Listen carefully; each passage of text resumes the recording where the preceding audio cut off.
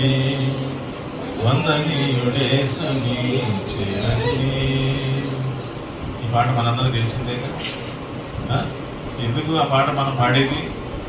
పాడతాం కానీ భావము తెలియని వారిగా పాడుతూ ఉంటాం ఏమండి.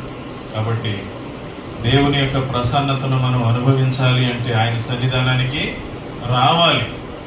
నేను ఇంట్లో కూర్చొని ప్రార్థన చేసుకుంటానండి, నేను ఇక్కడ రాపోయినా పర్వాలేదండి అని చెప్పి అనటము అది కరెక్ట్ కాదు. నువ్వు ఇంట్లో కూర్చొని ప్రార్థన చేసుకునే సమయంలో ఇంట్లో కూర్చొని ప్రార్థన చేసుకోవాలి. సమాజ కూటముగా కూడి దేవుణ్ణి మహింపరిచేటప్పుడు, ఆయన నామాన్ని గణపరిచేటప్పుడు సమాజ కూటములో పాలు పంపులు పొందాలి.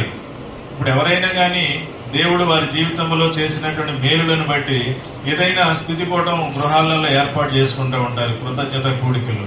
అలాంటి వాటిల్లో కూడా మనం పాలు పంపులు పొంది దేవుడు